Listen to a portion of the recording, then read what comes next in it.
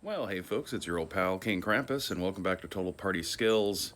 Been watching a few of the videos about the fallout of D&D removing the word race from OneD&D to replace it officially with species, and it's a bit amusing, to say the least. They've opened Pandora's box, so to say, and I mean, by the very same logic that they allowed themselves to buckle and change an essential term that has been like a core defining trait of the game itself since its inception. Uh, if replacing race with species is done because race has bad real world connotations and is kind of an archaic use of terminology anyway, then why not also, I guess, change class to occupation? Suddenly, you're like every other role-playing game that's been living downwind of D&D this whole time by doing that. But I mean, they're like, why not? The exact same logic applies. I heard someone comment that now it's time to change barbarian to berserker, and yeah, you've opened Pandora's box, and so you might as well change everything, all because you caved in to a bunch of know-nothing kids who, despite all their protestations of how much they're considerate and accepting of other cultures, can't seem but to help themselves when it comes to denigrating the cultures and ways of past generations of humanity. So, and how race used to be used as a term in centuries past, which is why D&D used race the way it used. Race was never supposed to be analogous to how humans use race. And when it comes right down to it, humans don't use the term race the same themselves. There's a lot of different kind of interpretations of exactly what that means or what racism means. And it's changed and evolved and shifted over time.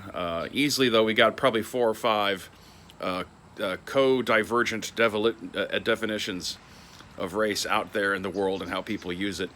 Everything from, large-scale anthropological groupings of human beings to very specific ethnicities or the concept of nationalities or everyone who shares the same language. It's a very fluid word in that way. Also, we don't consider the fact that, there's people out there in the world who don't speak English, and their languages might not even really have a word that quite fits what we mean when we say race. So, can they even be racist if race isn't a word that for them to be able to think with, sort of a thing? Just putting it out there that this has caused a bit of trouble. That was for nothing.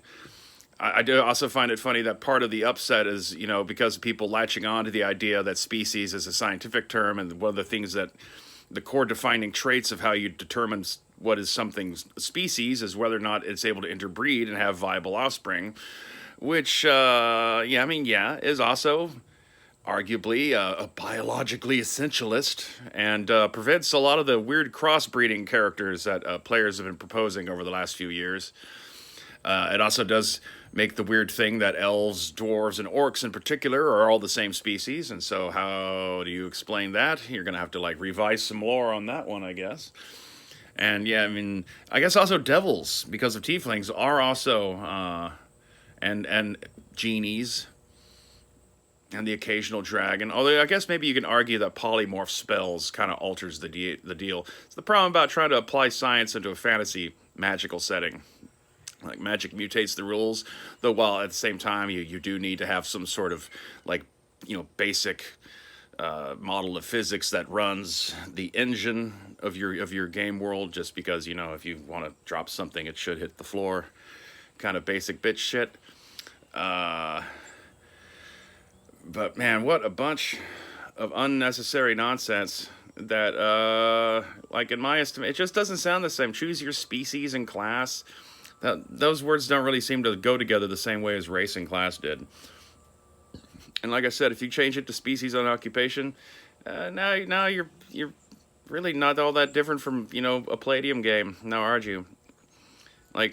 Is D&D just dritzed and beholders and owlbears, because that seems to be all y'all ever promote, because that's like, I guess, the few things that you could actually truly copyright as IP and then sell a toy of or something.